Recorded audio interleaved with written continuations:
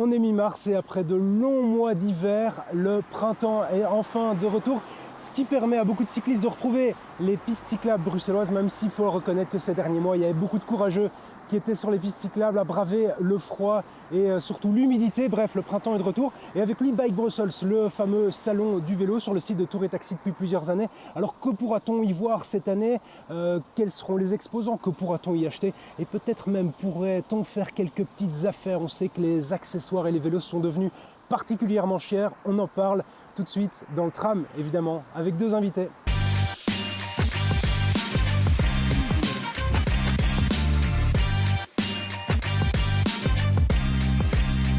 Bonsoir à toutes, bonsoir à tous. Ravi de vous retrouver dans le tram, c'est toujours un plaisir. C'est le printemps, une émission consacrée à Bike Brussels, le salon du vélo qui est de retour pour la 6e édition, toujours à la gare maritime. Nous sommes avec l'un des organisateurs, Étienne Bertrand. Bonsoir, Bike Brussels, c'est le salon du vélo, c'est ça?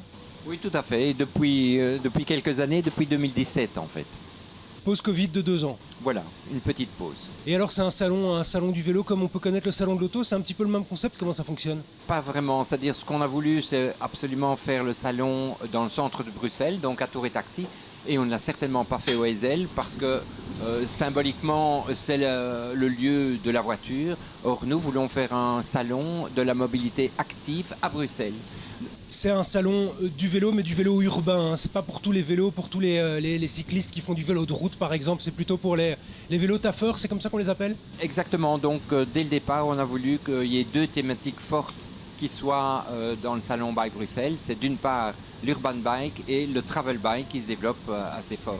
Il y a combien d'exposants qui seront présents, par exemple, lors de cette édition? Il y a plus de 120 exposants cette édition-ci. Donc, on a agrandi et on remplit quasi maintenant l'entièreté de la gare maritime de Tour et Taxi. C'est quel type d'exposants? Il y a des pouvoirs publics, il y a des créateurs de marques, il y a des vendeurs d'accessoires, on peut voir quoi? Au niveau des exposants, c'est d'abord et avant tout des constructeurs ou fabricants de vélos ou d'équipements, d'une part, mais il y a aussi tous les services publics, les associations vélos qui sont présentes pour donner des conseils, des initiations, des formations, des ateliers. Mais principalement, le gros des exposants propose des produits, et des produits que bien sûr on peut, et c'est ça la spécificité de Bike Bruxelles, c'est qu'on peut essayer tous les types de vélos, que ce soit des cargos, des vélos pliables, des vélos électriques, tout peut être essayé sur place en indoor dans un grand circuit qui fait le tour de c'est ça, la il y a un gare circuit, donc ça permet de comparer les différents vélos si on a envie d'acheter un long tail par exemple ou un cargo pour ses enfants. Exactement, c'est le moment où on peut vraiment choisir, comparer, essayer tous les types de vélos. Il y a des conférences aussi? Il y a des conférences. Ouvertes à tous? Ouvertes à tous, samedi, dimanche, des ateliers aussi. Le vendredi, c'est plus une journée B2B où il y a un cycle de conférences qui est plus alors pour les mobility managers de la ville de Bruxelles. 2017, vous disiez, c'était la première édition. Quelle évolution depuis? Faites un petit peu le bilan par rapport à ça et à quoi vous vous attendez pour cette édition-ci? Oui, 2017, évidemment, on avait le nez fin parce que le vélo a explosé grâce aussi, il faut le dire, à la pandémie, les 2 années de pandémie, où bien sûr les gens ont pensé qu'il était quand même plus intéressant d'être en surface, donc faire du vélo ou de la marche à pied. Donc tout le mode actif de mobilité s'est extrêmement développé. Bien sûr, il y a eu les infrastructures routières et propres au vélo qui se sont très très fort développées. Et à partir de ce moment-là, on a eu tout un public qui n'était pas habitué à se déplacer à vélo, qui a commencé à fleurir sur les boulevards, les routes, ou les quartiers. Donc là, on a vu une évolution très forte, surtout avec des jeunes mères qui conduisent leurs enfants ou des jeunes pères qui conduisent leurs enfants à vélo. Donc ça a une influence sur les produits où on a vu les long tail, les cargo bikes qui se sont développés. Vous disiez 120 exposants cette année-ci, il y en avait combien l'année passée à titre de comparaison? Oh, il y en avait un peu plus d'une centaine, donc on progresse très clairement. Ça fonctionne bien ce type de salon? On voit par exemple que la Fébiac laisse tomber son fameux salon de l'auto, Batibo, c'était pas glorieux cette année. Comment ça se passe pour vous? Je crois que de toute façon on est dans une thématique qui est vraiment très intéressante et dès le départ on a voulu le cibler en urban bike et je crois qu'on a bien fait.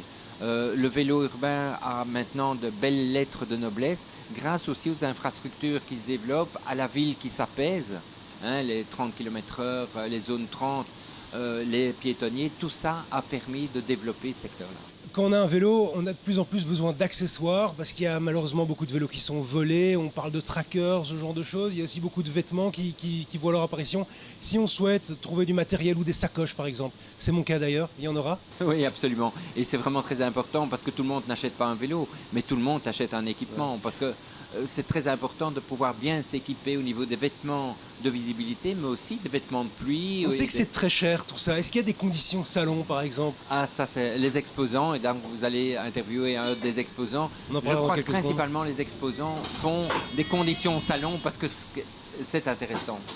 Le prix d'entrée de ce salon, ça correspond à quoi? Le prix d'entrée est de 10 €, mais si vous allez via le site internet, c'est déjà 8 €.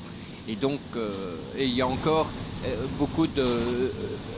via les associations vélo, vous pouvez avoir des gratuités d'entrée. On sait que le monde de la bicyclette, c'est un monde qui attire beaucoup de convoitises aujourd'hui parce que c'est un monde qui rapporte pas mal d'argent, on le dit, hein, le vélo a le vent en poupe. Il y a aussi des grandes marques qui sont là. On pense par exemple à Colruyt qui a lancé Bike Republic, à D'Ieteren qui a lancé Lucien. Eux sont présents aussi? Ils sont présents parce que ce sont aussi des acteurs très importants du monde du vélo. Donc ils sont présents, mais on a aussi surtout des marques qui présentent leurs nouveautés. Bon, il y a des vélos électriques très chers. Comment vous analysez l'émergence de ces grandes marques qui arrivent dans le milieu du vélo et qui rachètent d'autres indépendants parfois? Mais écoutez, avant, on organisait le salon Bois et Habitat, qui était un salon de la construction bois, qui était très anecdotique au début. Puis de plus en plus, les entreprises ont grandi avec le secteur. Ici, c'est pareil. Donc le secteur du vélo était beaucoup moins développé maintenant. Maintenant, on a des produits qui sont d'une finesse et d'un développement qui a suivi l'évolution du secteur. Selon vous, c'est positif pour le développement du vélo? Ça attire plus de Bruxellois à se tourner vers la bicyclette? Tout à fait, c'est positif pour le secteur du vélo, mais c'est aussi positif pour tous les usagers qui peuvent à ce moment-là éventuellement abandonner la voiture pour choisir le déplacement actif dans Bruxelles pour le bonheur de tout le monde, quoi. 3 jours de salon, on disait. Vendredi, c'est plutôt B2B. Le week-end, alors, c'est pour les particuliers. C'est ça, hein, le rendez-vous? Oui, c'est vendredi, samedi, dimanche. Mais le vendredi est déjà une journée ouverte au grand public. Merci, Étienne Bertrand. Et puis, on disait 120 exposants, les pouvoirs publics, des vendeurs, des accessoristes. Et on en parle dans les prochaines secondes avec l'un des exposants. Et je le disais il y a quelques secondes, l'un des exposants est avec nous, Janos Nelen. Bonjour, vous représentez une marque de vélo récemment lancée en Belgique, Bizen Bike. Expliquez-moi un petit peu en quoi ça consiste. Oui, donc Bizen Bike, comme vous l'avez mentionné correctement, est une marque belge. Et comme le nom ou le mot zen indique déjà, on essaie de donner une expérience zen aux utilisateurs de nos vélos. Donc ça veut dire qu'on veut que les gens soient à l'aise, tranquille, sans stress sur le vélo. Et on arrive à faire ça en focalisant sur quelques éléments clés pour nos vélos. Un premier élément, c'est que nos vélos sont super légers. Donc ça veut dire qu'on commence à 14,5 kg, ce qui est 10 kg en moins que les vélos électriques classiques. Et parce que ce sont des vélos électriques, hein, c'est important de le dire. Exactement, ce sont des vélos électriques où on ne voit même pas que ce sont des vélos électriques. Et un autre élément clé pour notre marque, c'est que dès le début, on a visé les femmes avec nos vélos. Donc on vise à bien adapter les vélos aux besoins des femmes sur la route. Ça vient de la légèreté qui fait le vélo qui est plus facilement maniable. Aussi, on a le confort qui est très important. Et un autre élément clé, c'est le design. Comme déjà dit, c'est un design épuré où on ne voit pas que c'est un vélo électrique. Quand on est une jeune marque de vélo comme ça, c'est intéressant d'aller à ce type de salon comme Bike Brussels pour se développer. C'est quoi l'idée d'aller là-bas?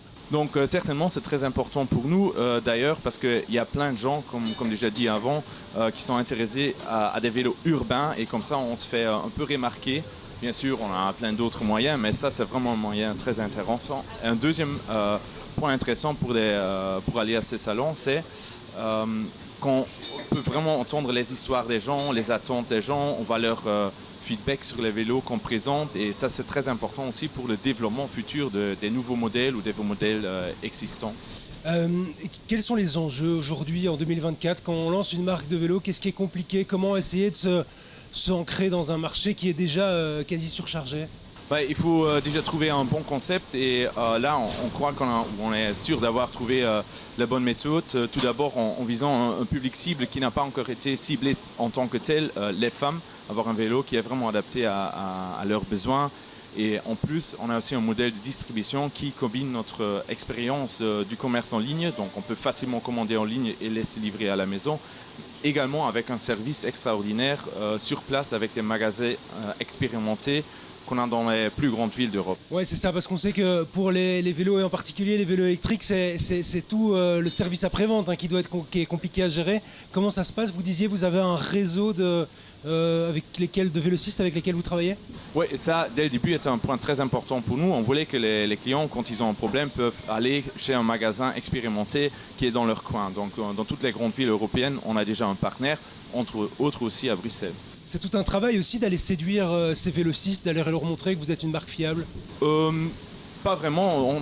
Dans notre cas, on a la chance que chaque magasin voit vraiment la qualité qu'on propose avec nos vélos et ils sont souvent heureux d'avoir un modèle très léger qu'ils n'ont pas encore dans leur assortiment. En 2024, la provenance aussi des matériaux est importante. Une marque belge, mais à quel point vous êtes réalisé, vous êtes fait en Belgique?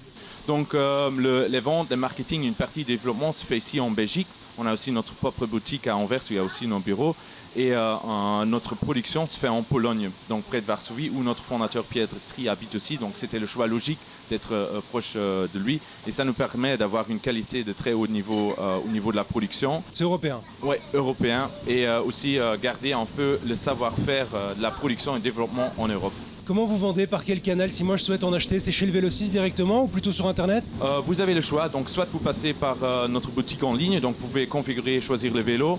Vous pouvez laisser livrer chez vous ou chez un magasin partenaire. 2020, Covid, et une grosse rupture des chaînes d'approvisionnement pour les vélos. Est-ce que ça a été votre cas? Comment ça se passe aujourd'hui en 2024 par rapport à ça? Et si je commande un vélo, en combien de temps il m'arrive? Donc oui, pendant la période Covid, parfois on a eu des difficultés pour les différentes parts de vélo, mais maintenant on est vraiment dans une bonne situation où on peut livrer vraiment dans les délais de 2 semaines un vélo.